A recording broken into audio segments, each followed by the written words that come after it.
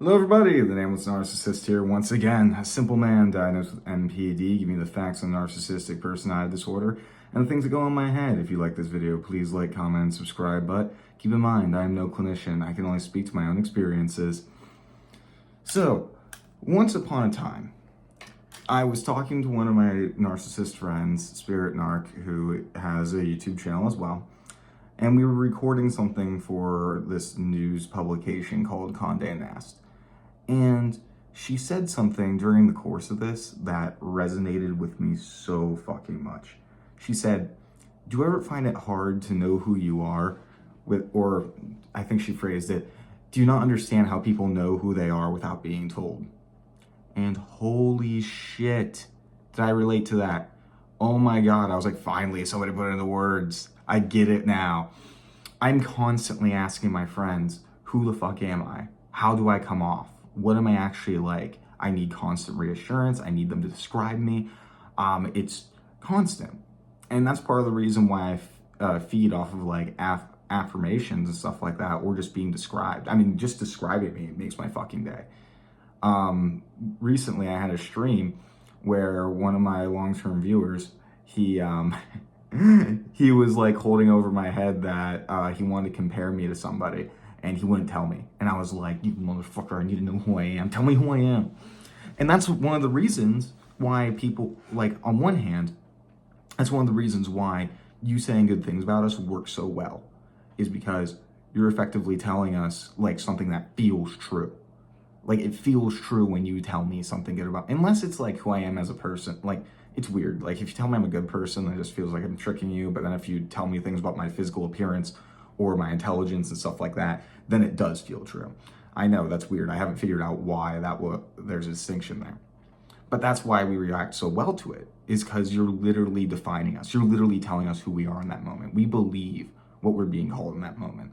And that's why I try to present ourselves as like big, powerful, tough, famous, I don't know, like whatever we want to present ourselves as, so that you give us that feedback. You tell us that we are that thing, because that feels true. And on the other hand, like, and that's the issue with this, right?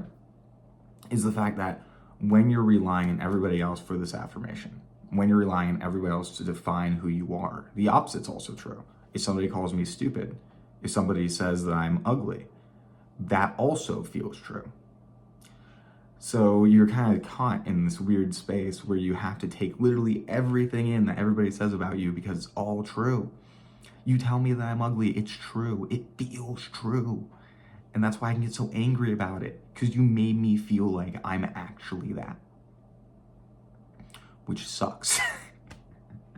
I mean, it's not bad when like, I mean, and like, you can kind of see how this would get maladaptive, right? Because there's a lot of positives that come with that.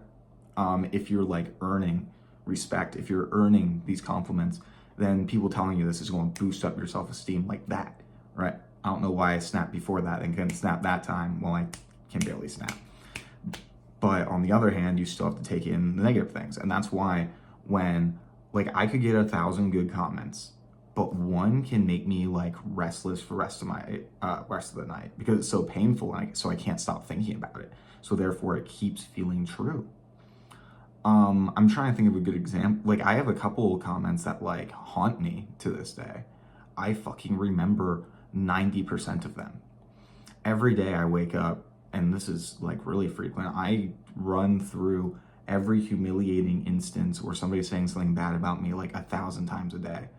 I like literally, like, sometimes I'll just be sitting in my room and I'll like slap myself because I keep thinking about this shameful thing that I did so long ago, and I just can't handle it because it feels true.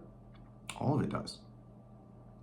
And I think this is and like, when I'm not getting that affirmation from the outside, when people aren't telling me who I am, it feels like I fall apart. Like, I wish I could describe it. It feels like I'm being stretched out across like every single one of my molecules is being like stretched apart, like across the fucking universe or something. That's not a good way to phrase it, but I don't know how else to phrase it. I just feel like I lose everything about who I am. Maybe that's why I describe like when I'm in a more vulnerable, quote unquote, state, that I feel almost like a borderline is because I fucking forget who I am. I don't know who I am. When I'm feeling really bad about that, nowadays I straight up ask people, describe me in 3 words. Find 3 words, just tell me who I am, just to alleviate this for 2 seconds. Because it's painful. I don't know how else to describe it. It's maybe not painful, but distressing. It's panicky. It makes me freak out. It feels like I lose myself. And it's similar about why when I'm like, but then again, like, and it also feels like I lose myself if like, because I need to be compared to people.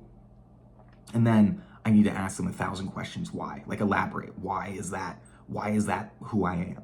Like, give me examples. Affirm who I am to me. But at the same time, I can't be the same as somebody. Well, no. It's when they compare me to people of higher status. But if I view somebody as equal to me, if I'm in a hierarchy that I'm like even to all of them, that also makes me feel like I lose who I am.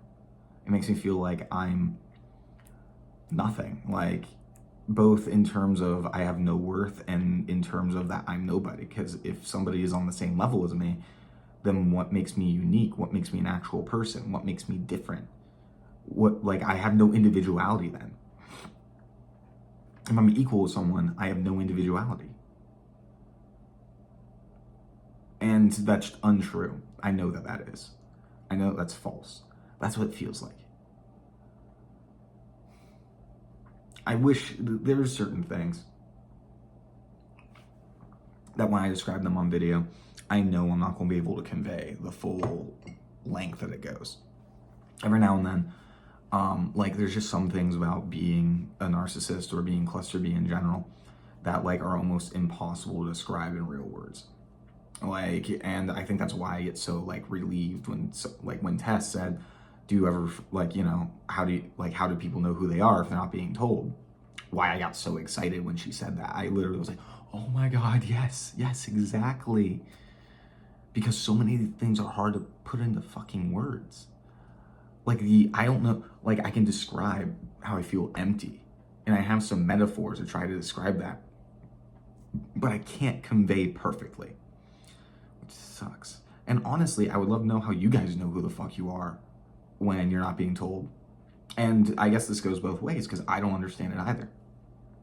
How can you just tell yourself over and over again? I don't know. I can only imagine myself telling myself over and over again something to try to convince myself of it. And I've done that before. When I get stressed, I try not to do this as much anymore, but I'll literally repeat to myself, I'm a god, I'm a god, I'm a god, I'm a god, to try to get rid of the shame that I'm feeling in the moment, or to know who I am or whatever. Know who I am. And for some reason that's I'll just repeat that in my head and somehow that alleviates the stress and shame. I think it distracts me and also defines me in the moment. So it's there's 2 aspects of it that are compiling that's making my situation feel more tolerable. And I feel maybe that's why I describe myself as a patchwork of personality traits, of things that don't quite fit together right. Because it's I feel I'm a fucking Frankenstein, but underneath is just a hollow void. I feel it's just stitched together of the various things people have told me, or the things I've stolen from people, or just all trying to stay together, trying to tighten the fucking strings every moment just so that emptiness doesn't leak out, so I can ignore that emptiness, so I don't have to fucking face it. As part of the reason why for fucking 2-3 years, I didn't spend a single day alone. I couldn't without falling apart. I couldn't without the fucking seams coming apart.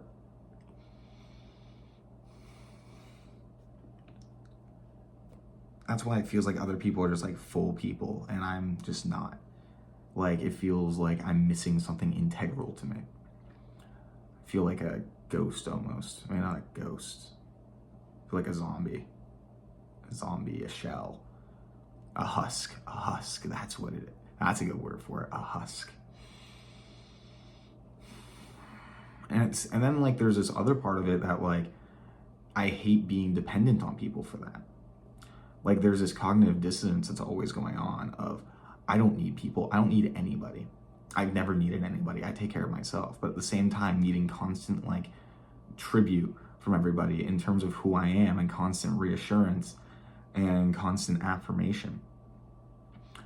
I remember like as young, I'm trying to think how young I was when I first started telling myself like, you don't need anybody else. You've always been alone. You're only alone. You're good. You're fine. Blah, blah, blah. And I was young. I remember like straight up saying that to my mom when I was like, I was in middle school probably, saying that I'm self-sufficient. I don't fucking need you. I don't need anybody. We're a disorder of contradictions. Anyways, take your fucking meds, guys.